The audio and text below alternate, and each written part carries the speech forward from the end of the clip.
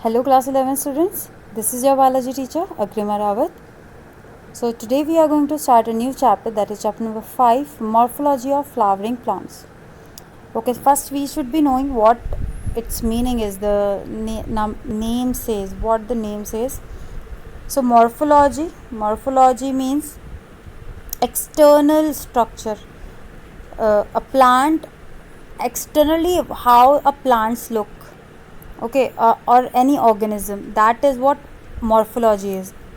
From physically outside, how that thing is looking, that is what morphology is. And we are going to talk in this chapter about the flowering plants. That means angiosperms.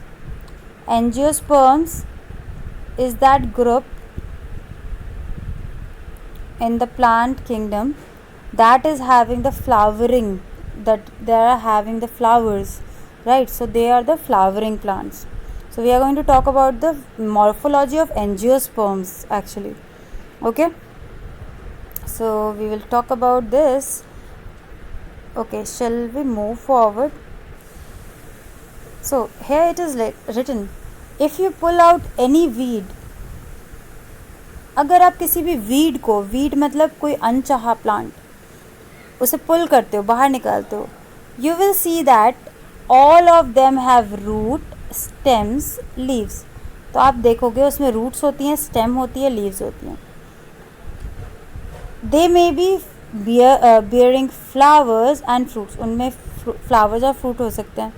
ठीक है, जो नीचे वाला part है, जो underground part होता है flowering plants का, उन्हें हम कहते हैं root system.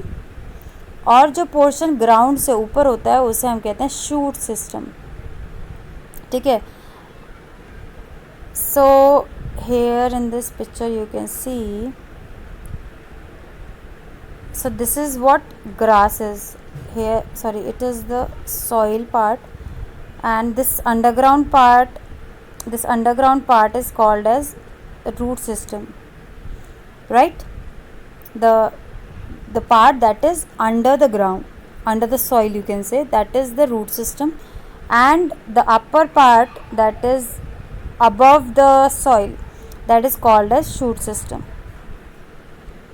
Okay, so the shoot system is the uppermost part that is having stem, leaves, fruits, flowers and everything else. Okay, and the root system is having root. Okay, so we are going to talk about the first thing, that is root system, the part that is underground. Okay, so first is root. So the majority of dicotyledons. Now what is dicotyledons? In the angiosperm there are two categories of plants.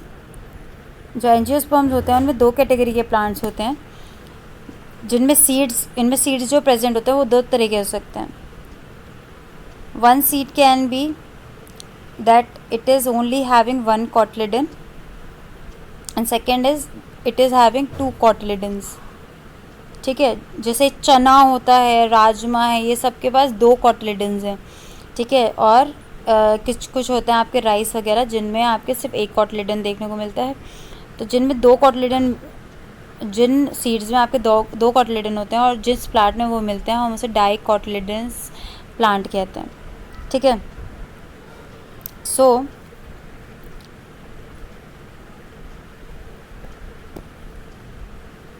the direct elongation of radicle leads to formation of primary root. अच्छा, इससे पहले पढ़ने से पहले जब हम seed की बात कर रहे थे तो उसी में समझते हैं अच्छी तरह से हम. Like it is a seed. चलिए चने के सीड की ही बात करते हैं. ये चने का सीड है आपका. ठीक है, ये चने का सीड है. ठीक है, अच्छी तरह से दिखा देते हैं. इसमें बीच में पार्ट होता है ना जो आपका जॉइंट रखता है इसे. ठीक है, जब आप पानी में भिगो के रखते हैं सीड को, इसे अच्छी तरह से बना देते हैं थोड़ा सा. ठीक है, इसे जब पानी में भिगो के रखते हैं तो ये इसमें थोड़े से अंकुर से निकलने लगते हैं ना, कुछ इस तरह से निकलने लगता है, नीचे की तरफ भी ऐसा करके निकलने लगता है. ठीक है, फिर ये ऊपर वाला ऊपर की तरफ बढ़ता रहता है और नीचे वाला नीचे की तरफ बढ़ता रहता है. ये जो ऊपर वाला पार्ट होता है इसमें, ये वैसे इसे बोलते हैं एम्ब्रियो. ठीक है, जो आपका ये पार्ट बढ़ रहा है इसे बोला जाता है एम्ब्रियो। ओके, सो ऊपर वाला जो पार्ट होता है इस एम्ब्रियो का that is called as plumule. क्या कहते हैं? प्लूम्यूल। एंड ये जो नीचे वाला पार्ट जो बढ़ रहा होता है नीचे की डायरेक्शन में उसे हम बोलते हैं रेडिकल। ठीक है, इस चीज़ को याद रखना क्योंकि इससे ही आपका आगे सब चीज़ें चलने वाली हैं। तो ये जो प्लूम्यूल है ये आगे चल के शूट सिस्टम बनाएगा। जो स्टेम है, आपकी लीव्स हैं, फ्रूट्स, फ्लावर्स, बर्ड्स, सब कुछ प्लूम्यूल पे आएंगे। और रेडिकल क्या बनाएगा? नीचे की तरफ ग्रो कर रहा है ना, तो नीचे की तरफ क्या ग्रो करता है? रूट्स। ठीक है, तो रेडिकल क्या बनाएगी? रूट सिस्टम बनाएगी आपके। और प्लूम्यूल क्या बनाएगा? Shoot system. बात समझ आई? ठीक है, तो plumule is going to form the shoot system and radical in the embryo is going to form the root system. ठीक है, अगर आपको अभी समझ नहीं आया तो मैं एक और बार बता देती हूँ आपको। जो आपका सीड है उसमें आपका जॉइंट, आपने देखा होगा कि जो कॉटलेडन जॉइंट रहते हैं वो बीच में से आपके इस तरह से होता है वो। ठीक है, उसे हम बोलते हैं एम्ब्रियो। ठीक है, जब ये एम्ब्रियो बड़ा होता है तो बड़ा होते हुए ऊपर की तरफ डायरेक्शन में बढ़ रहा होता है और एक साइड से नीचे की डायरेक्शन में बढ़ रहा होता है। ठीक है, ऊपर वाले पार्ट को हम प्लूम्यूल बोल देते हैं और नीचे वाले पार्ट को रेडिकल बोल देते हैं। ठीक है, बात समझ आई? चलिए आगे बढ़ते हैं इसमें। So they told us that the direct elongation of radical leads to the formation of primary root. तो जो आपकी रेडिकल होती है वो प्राइमरी रूट बनाती है जो कि आपकी सॉइल के अंदर की तरफ बढ़ती है। इसी में से लेटरल रूट्स निकलती हैं जो कि आपके सेकेंडरी, टर्शरी ऐसे रूट्स बनाती हैं। तो मैं ये आपको बात समझाती हूँ क्या है ये चीज़। तो आपका जो प्लांट है, चलिए एक प्लांट बन गया है। ठीक है, ये सॉइल है, ये नीचे की साइड रूट आ रही है इसकी।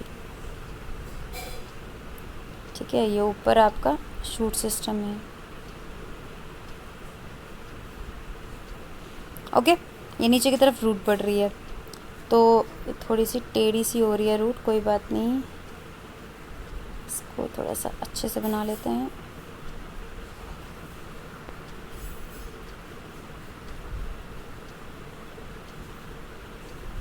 अब सीधी सी रूट बन गई, कैसी भी हो सकती है रूट तो वैसे। चलिए, तो ये रूट बन रही है आपकी। ठीक है, ये इस तरह से रूट आपकी डेवलप हो रही है यहाँ पे। ये जो पहला पार्ट है, ठीक है, इसे बोलते हैं प्राइमरी रूट। अब ये एक ही हिस्सा है ना, इसे बोलेंगे प्राइमरी रूट। ठीक है, अब इसी में से और रूट निकलने लग जाएं, इसी में से और रूट निकलने लग जाएं, इसे क्या बोलेंगे? Lateral root. तो पहली जो प्राइमरी रूट से जो पहला हिस्सा निकला है उसे हम बोलेंगे सेकेंडरी रूट।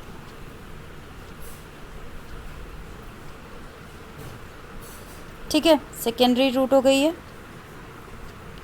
अब अगर सेकेंडरी रूट में से आपका एक और हिस्सा निकलने लग जाए, इसकी ब्रांचेस जैसी निकल रही हैं। ठीक है, इसमें से और ब्रांचेस जैसी निकलने लग गई, इसमें से और निकलने लग गई। ठीक है, ये बढ़ रही है आपकी और इसमें से और बढ़े जा रही है रूट्स।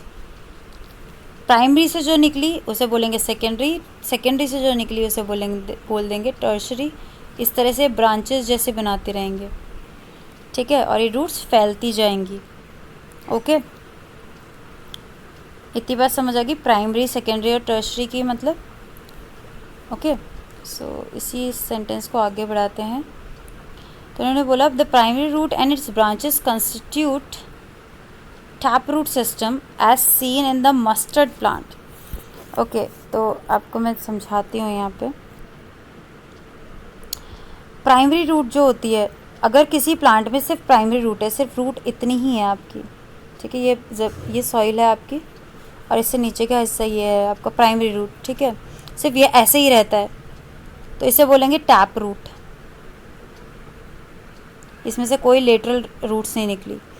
और अगर मिट्टी में से जो रूट आपकी जो निकल रही है वो कुछ इस तरह की है, पहले तो ऐसे निकली। ठीक है, फिर से बनाते हैं इसे।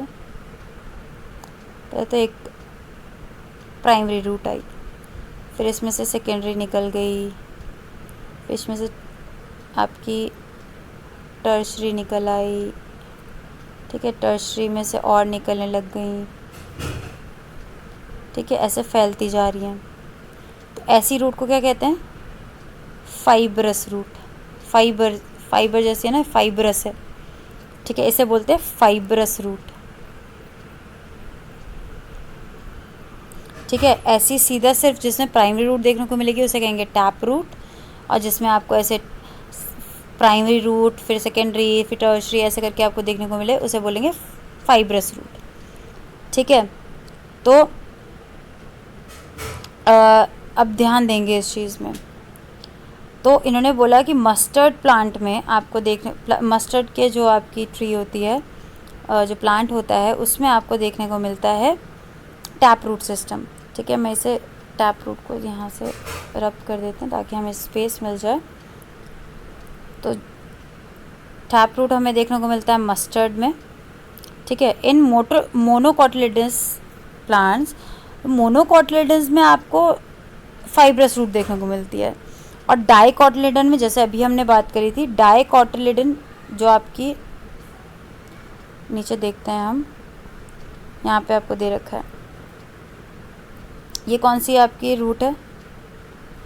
ये कौन सी रूट है? टैप रूट, ठीक है। ये आपको देखने को मिलती है डाइकॉट में, tap root in the dicot and the fibrous root in the monocot plant, monocotyledons plant बोल सकते हैं, मोनोक्लॉट प्लांट्स में देखने को मिलती है, ठीक है। ध्यान रखना डाइकॉट में दो होते हैं, डाइकॉट में आपके दो कोटिलेडन होते हैं, और रूट कैसी? एक सिंगल। मोनोकॉट में सिर्फ एक कोटिलेडन होता है, बट फाइब्रस जो रूट है वो कैसी? फाइब्रस, बहुत सारे हैं उसमें फाइबर्स, ठीक है। चलिए तो इसमें पढ़ के मैं आपको बता देती हूँ एक बार। In monocotyledons plant the primary root is short live, primary root की छोटा ही लाइफ होती है और उसमें फिर लार्ज नंबर ऑफ रूट्स आ जाती हैं, ठीक है। The root originate from the base of the stem, कहाँ से उग रही हैं रूट्स? बेस से उग रही हैं स्टेम के, ठीक है। और इस रूट को हम कहते हैं फाइब्रस रूट सिस्टम, ठीक है, ध्यान रहेगा। यह आपको देखने को मिलता है वीट प्लांट्स में, गेहूं के प्लांट में आपको देखने को मिलता है, ठीक है। और टैप रूट का एग्जांपल मस्टर्ड का याद रखिएगा, ओके। अब आते हैं आपके कुछ और एग्जांपल देंगे रूट्स के ही आपके। मैंने आपको क्या बताया था? रूट सिस्टम आपका कहाँ से स्टार्ट होता है? सीड के कौन से पार्ट से होता है? रेडिकल से, ठीक है। तो मेन जो एक्चुअल में असली जो रूट होती है वो हमेशा रेडिकल पार्ट से बनती है, ठीक है। अब हम आगे चलेंगे तो हम देखेंगे कुछ प्लांट्स में ऐसी भी रूट्स होती हैं जो प्लांट्स के दूसरे पार्ट से ओरिजिनेट होती है, रेडिकल के अलावा किसी और पार्ट से ओरिजिनेट हो रही है, ठीक है। हो सकता है स्टेम से ओरिजिनेट हो जाए, जो आपका मतलब प्लूम्यूल से, प्लूम्यूल के किसी पार्ट से आपके ओरिजिनेट हो रही है अगर रूट, तो उसे क्या कहेंगे? Adventitious root. मतलब वो असली रूट नहीं है, प्रॉपर नहीं है, बट रूट का काम तो कर रही है, ठीक है। तो प्रॉपर रूट आपकी कहाँ से बनती है? रेडिकल से। बट अगर उसके अलावा किसी पार्ट से आपके मतलब प्लूम्यूल के पार्ट से अगर आपकी रूट ओरिजिनेट हो रही है तो उस ऐसी रूट को हम क्या कहते हैं? एडवेंटिशियस रूट, ठीक है। ये आपको देखने को मिलती है एडवेंटिशियस रूट ग्रास में, बैनियन ट्री में, मॉन्स्टेरा में, ठीक है। इनमें आपको देखने को मिलेगी एडवेंटिशियस रूट। तो अभी आपको धीरे धीरे करके एग्जाम्पल भी देखने को मिलेंगे एडवेंटिशियस रूट्स के। अभी आप आगे चलेंगे तो आपको अच्छी तरह समझ आएगा। अब हम सिर्फ बात करेंगे कि रूट का काम क्या है, रूट सिस्टम का कोई तो फंक्शन होगा। तो फंक्शन ये है, they absorb the water, what they do? Absorb water and minerals, okay. Minerals automatically come with the water, it is not has to be absorbed separately. The minerals are dissolved in water and they come inside the plant body with the water, okay. Obviously from the soil, so you know it. And for the proper anchorage, what do you mean by anchorage? मतलब soil में पकड़ने के लिए, soil को पकड़ने के लिए properly roots की ज़रूरत पड़ती है।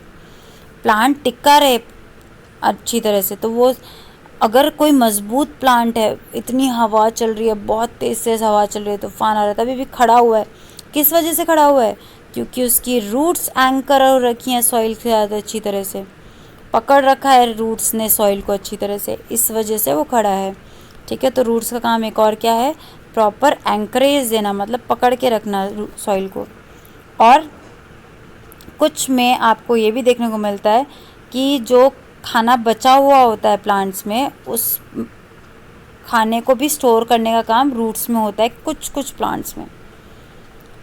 ठीक है, और इसके अलावा कुछ प्लांट के ग्रोथ रेगुलेटर्स होते हैं, मतलब जो प्लांट्स की ग्रोथ को रेगुलेट करेंगे, मतलब प्लांट की हाइट बढ़ेगी या नहीं बढ़ेगी, प्लांट में और क्या क्या काम हो रहे हैं, उसके जो रेगुलेटर्स हैं।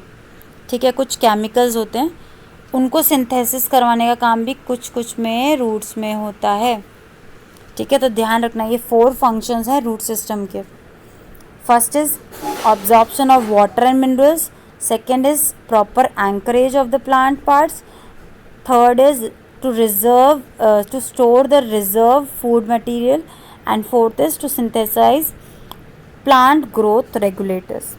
Okay, are you clear about it?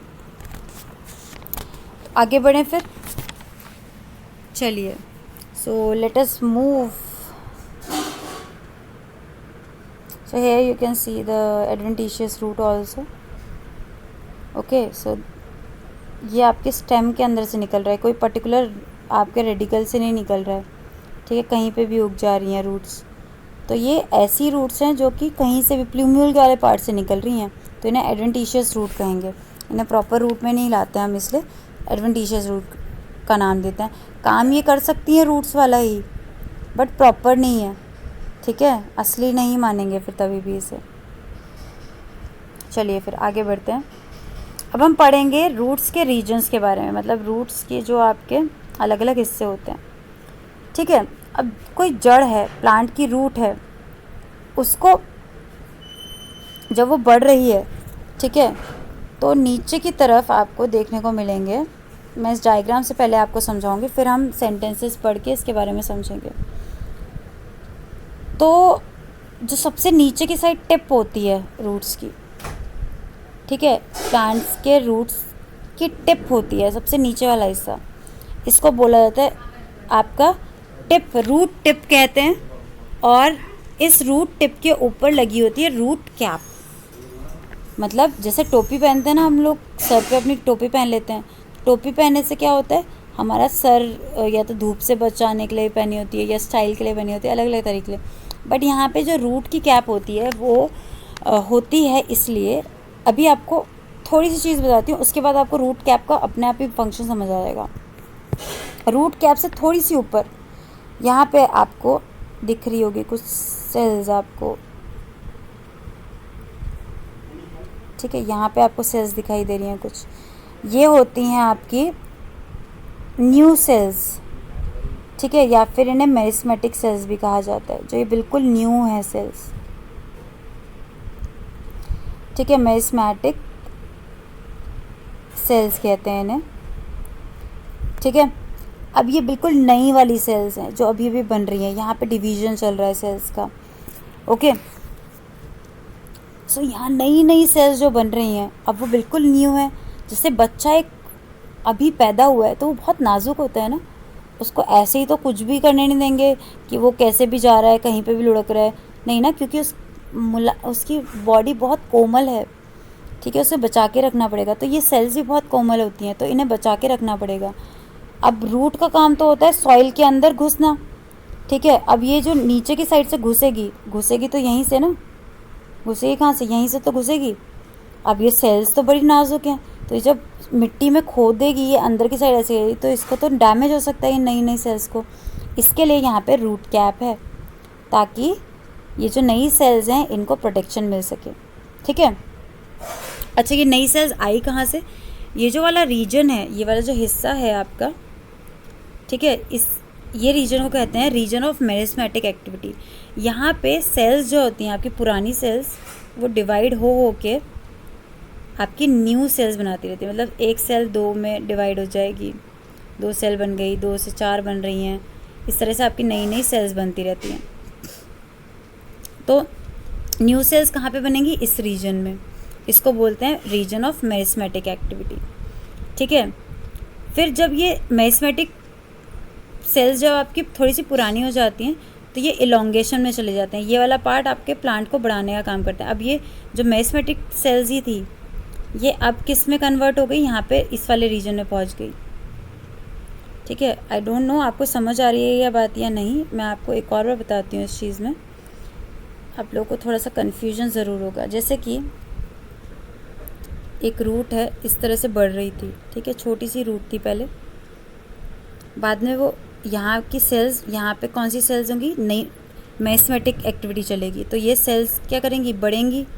ठीक है, आपकी रूट को और बढ़ा देंगी। अब नई वाली सेल्स कहाँ आ गई? यहाँ पे आ गई। ये वाली सेल्स आपकी हट गई। ठीक है, अब आपकी नई वाली सेल्स कहाँ आ गई? यहाँ आ गई। जो पहले नई वाली सेल्स थी वो कहाँ पहुँच गई? यहाँ वाले रीजन में है ना। ठीक है, अब ये सेल और यहाँ पे मेरिस्मेटिक एक्टिविटी चल रही है, अभी भी सेल न्यू बन रही होंगी, तो अब क्या होगा? अब ये और बढ़ जाएगी, इसकी हाइट और बढ़ जाएगी। अब मेरिस्मेटिक एक्टिविटी कहाँ होगी? यहाँ पे सबसे टिप पे। ठीक है, इस तरीके से और बढ़ेगी। ये रूट और बढ़ेगी और फिर मेरिस्मेटिक सेल्स कहाँ पहुँच जाएंगी? यहाँ पहुँच जाएंगी। ठीक है,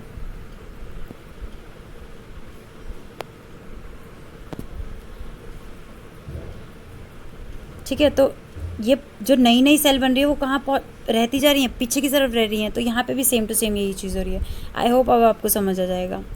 ठीक है, तो ये हो गया आपका मेरिस्मेटिक एक्टिविटी वाला रीजन, जहाँ पे सेल्स डिवाइड हो रही हैं, नई नई सेल बन रही हैं। वो नई नई सेल फिर आपकी, ये वाला रीजन कौन सा है? Region of elongation. यहाँ पे आपका ये बढ़ेंगी सेल्स। ठीक है, यहाँ पे आपकी ये हाइट को बढ़ाएंगी रूट की। ओके, फिर ये वाला आपका रीजन है रीजन ऑफ मैच्योरेशन। तो आप समझिए यहाँ पे नई नई सेल बनी। ठीक है, अब ये इलोंगेट होंगी, मतलब बड़ी होंगी साइज़ में थोड़ा सा। अब बड़ी तो हो गई, बट अभी मैच्योर नहीं हुए ना। जैसे एक छोटा बच्चा है, वो अभी बड़ा होगा। ठीक है, साइज़ में बड़ा हो गया, बट अभी दिमाग से मैच्योर नहीं हुआ, अभी काम करने लायक नहीं हुआ। फिर वो मैच्योर होगा, बढ़ तो गया है साइज़ में, बट अब मैच्योर होना स्टार्ट होगा, मतलब उसका एक पर्टिकुलर काम होना स्टार्ट होगा। ठीक है, तो ये रीजन ऑफ मैच्योरेशन है। इसी में आपके निकलते हैं रूट हेयर्स।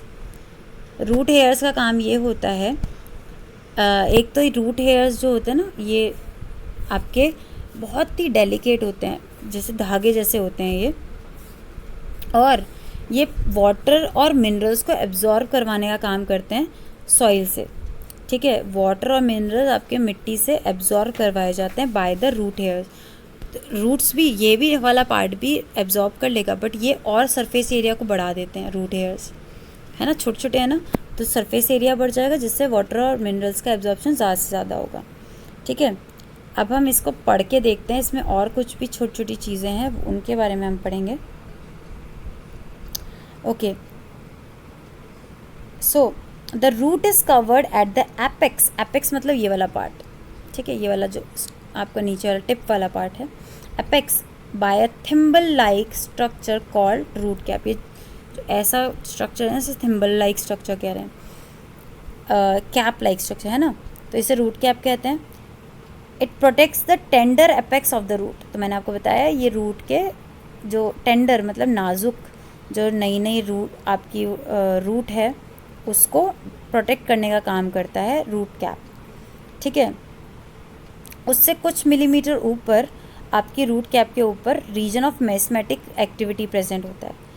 यहाँ की जो सेल्स होती हैं वो बहुत छोटी होती हैं, बहुत ही पतली सेल्स होती हैं, और डेंस प्रोटोप्लाज्म होता है। अब क्या कहने का मतलब है इसका, वो मैं आपको बताती हूँ। यहाँ ये वाली जो यहाँ की सेल्स होती हैं ये बहुत छोटी होती हैं। ठीक है, अब मैं ज़्यादा छोटी आपको दिखाने से, इससे भी छोटी होती होंगी। ठीक है, बट अब आपको दिखा रहे हैं इतनी छोटी, चलो मान लिया एक, ठीक है।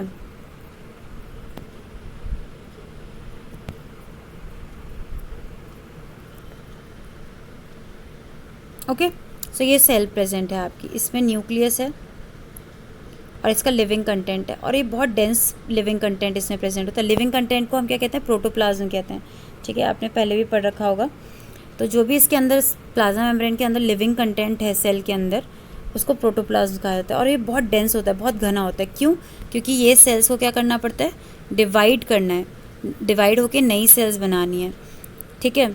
और इसकी जो प्लाज्मा मेम्ब्रेन होती है या वॉल होती है वो भी पतली होती है। क्यों? क्योंकि इसे डिवाइड करना है। अब डिवाइड होकर 2 सेल में बंटने वाली है तो पतली होगी अगर इसकी वॉल, तो आराम से डिवाइड हो जाएगी ना। और प्रोटोप्लाज्म डेंस होगा तो ज़्यादा से ज़्यादा मटेरियल अच्छी तरह से दोनों सेल्स में चला जाएगा। तो ये 2 सेल्स आपकी इस तरह से आपकी बन जाएंगी एक सेल से, ठीक है। तो छोटी होती हैं बट इनका जो प्रोटोप्लाज्म, जो लिविंग कंटेंट जो डिवाइड होके 2 सेल्स में जाना है वो बहुत घना, बहुत घनत्व में होता है, ज़्यादा होता है, गाढ़ा होता है, ठीक है। और इसकी जो वॉल होती है वो भी पतली होती है ताकि आराम से डिवीज़न हो जाए। अगर बहुत ज़्यादा जैसे सेल वॉल वाली, अगर आपकी जो सेल है वो उसके ऊपर सेल वॉल है तो आराम से डिवाइड थोड़ी हो पाएगी, सेल वॉल तो बहुत ज़्यादा हार्ड होती है, ठीक है। तो ये यहाँ की मेरिस्मेटिक रीजन की सेल्स की कैरेक्टरिस्टिक है, ठीक है, इसे ध्यान रखना। तो क्या क्या कैरेक्टरिस्टिक्स हैं कि यहाँ की सेल्स स्मॉल होती हैं, थिन वॉल्ड होती है और डेंस प्रोटोप्लाज्म प्रेजेंट होता है, ठीक है। और वो डिवाइड करती है रिपीटेडली, मतलब 1 से 2 बनेंगी, 2 से 4 बनेंगी, ऐसे करके डिवाइड होती रहेंगी। फिर the cells proximal to this region undergo rapid elongation and enlargement and are responsible for the growth of the root in the length. अब इससे ऊपर वाला रीजन कौन सा है, रीजन ऑफ इलोंगेशन। इलोंगेशन का मतलब ही क्या होता है, लंबा होना, ठीक है। तो यहाँ की जो सेल्स होंगी, अब ये नई वाली सेल्स ही थी जो अब पुरानी हो गई थोड़ी सी, तो यहाँ जो अभी नई नई सेल्स बनी थी अब वो इलोंगेशन में जाएंगी, मतलब लंबी होंगी, बहुत जल्दी जल्दी लंबी होंगी, साइज़ में बढ़ेंगी अपने, और उसकी वजह से रूट की हाइट बढ़ेगी, ग्रोथ बढ़ेगी, ठीक है। तो root of region of elongation की वजह से रूट की हाइट या फिर आपकी लेंथ बढ़ने का काम होता है, ठीक है। इसको बोलते हैं रीजन ऑफ इलोंगेशन। बात समझ आई? Then the cells of the elongation zone gradually differentiate and mature. अब ये वाली जो सेल्स हैं जो इलोंगेशन वाले रीजन की थी, अब वो क्या होंगी, डिफ्रेंशिएट होंगी। अब डिफ्रेंशिएट का क्या मतलब है, अब सेल तो डिवाइड हो गई, ठीक है, बच्चा बड़ा हो गया, बट बच्चे ने अभी अपना काम तो नहीं ढूंढा है ना कि वो क्या बनेगा आगे चल के। अभी उसे अपना काम ढूंढना है कि वो डॉक्टर बनेगा, इंजीनियर बनने वाला है, पेंटर बनने वाला है, यूट्यूबर बनने वाला है, या फिर आर्टिस्ट बनेगा या जर्नलिस्ट बनेगा, क्या बन सकता है आगे, ठीक है।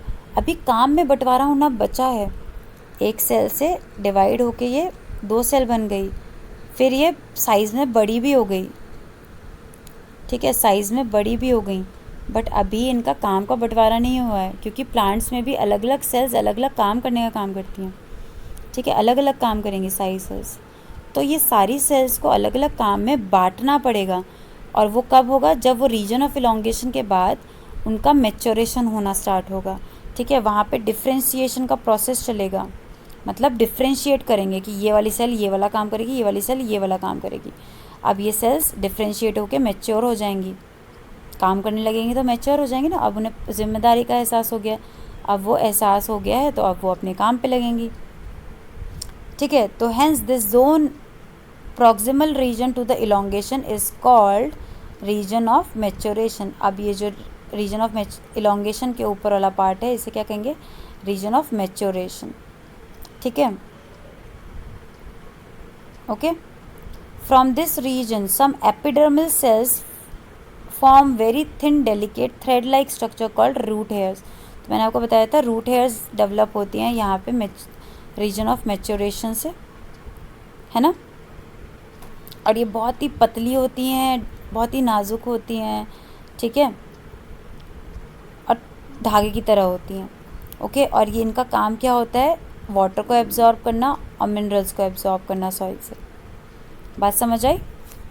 Okay okay, so now we are going to talk about the modification of root. So what modification of root means, जो मेनली जो रूट्स होती हैं उनके एक काम था कि वो एब्जॉर्प्शन करती है वाटर का एंड मिनरल्स का, वाटर का एब्जॉर्प्शन और कंडक्शन करने का काम करती हैं वाटर मिनरल्स का, राइट। अगर इसके अलावा रूट्स कोई और शेप ले लें, कोई और स्ट्रक्चर लेकर दूसरा काम करना स्टार्ट करते हैं तो उसे हम बोलेंगे मॉडिफिकेशन, कि रूट ने अपना काम बदल दिया, अपना स्ट्रक्चर चेंज करके वो कुछ और काम में लग गया, ठीक है। तो कुछ जो रूट्स होती हैं उन्होंने अपने आप को मॉडिफाई कर लिया है खाने को स्टोर करने के लिए, ठीक है, for food storage some roots have modified them, ठीक है। और कुछ ने रेस्पिरेशन करने के लिए, सांस लेने के लिए अपने आप को चेंज कर लिया है, ठीक है। तो उसके बारे में हम बात करने वाले हैं। सबसे पहले जो हम बात कर रहे हैं वो हैं टैप रूट्स, कुछ जैसे कि कैरेट, गाजर जो खाते हैं, टर्निप, शलजम, ठीक है, और स्वीट पोटैटो जो कि एक एडवेंटिशियस रूट है, प्रॉपर रूट नहीं है, एडवेंटिशियस रूट है। ये सारी जो रूट्स हैं ये अब स्वेल्ड हो गई हैं, ठीक है, और खाने को स्टोर करने लगी हैं। मैं आपको दिखाती हूँ कैसे। जैसे आपने देखी होगी गाजर जो है, अगर आप लोगों को नहीं पता तो गाजर ज़मीन के नीचे से निकलती है, ठीक है। तो ये ज़मीन के नीचे नॉर्मल रूट थी, बट रूट में खाना जाके स्टोर होने लग गया, इसलिए वो मोटी सी हो गई, तो गाजर हमें मिलने लग गई है, ठीक है। वैसे ही टर्निप भी होती है, टर्निप कुछ इस तरह से गोलाई में होती है ना, कुछ इस तरह से। आपकी प्रॉपर नहीं बनी है ये, चलिए मैं ट्राई करती हूँ। कुछ इस तरह की होती है, ठीक है, ज़मीन के नीचे से मिलती है। तो रूट ने ही अपने आप को मॉडिफाई कर लिया ना। स्वीट पोटैटो तो स्वीट पोटैटो किस कोई सा भी साइज़ ऐसे ऐसे टेढ़ा मेढ़ा सा ऐसे कैसा भी शेप होता है। तो ये सारी रूट्स थी, बट इन्होंने अपने आप को खाना स्टोर करने के लिए यूज़ करना स्टार्ट किया, सिर्फ पानी के एब्जॉर्प्शन के लिए नहीं रह गई है, ठीक है। इन्होंने अपने आप को दूसरे कामों के लिए भी लगा दिया, ठीक है। इनके अलावा भी कुछ एग्जांपल्स हैं, रेडिश है, मूली जिसे आप कहते हो, ठीक है। और भी बहुत सारे एग्जांपल्स हैं जो अपने आप को खाना स्टोर करने के लिए जिन रूट्स ने अपने आप को चेंज कर लिया है, ओके। आपने कुछ और एग्जांपल्स देखे होंगे। बैनियन ट्री का एक एग्जांपल मैं आपको देती हूँ। बैनियन ट्री, आपको ये यहाँ पे पिक्चर भी दिखाई दे रही है बैनियन ट्री की, ठीक है। इसमें आपने देखे होंगे ये आपकी लटकती हुई सी बेलें जैसी लगी होती हैं इसमें, इन्हें रूट्स कहा जाता है, ये रूट्स ही होती हैं, ठीक है। इन्हें कहा जाता है प्रॉप रूट्स।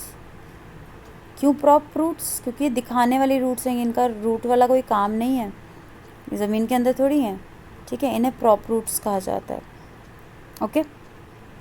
ये थोड़ा सा आपके सपोर्ट वगैरह के लिए ये प्लांट में होती हैं। उसके अलावा आपकी जो मेज़ होता है, मक्का जिसे हम कहते हैं, शुगर केन, गन्ना, ठीक है, इसकी जो स्टेम होती है, अब स्टेम लगी हुई है इसकी, ठीक है, ये शुगर केन है,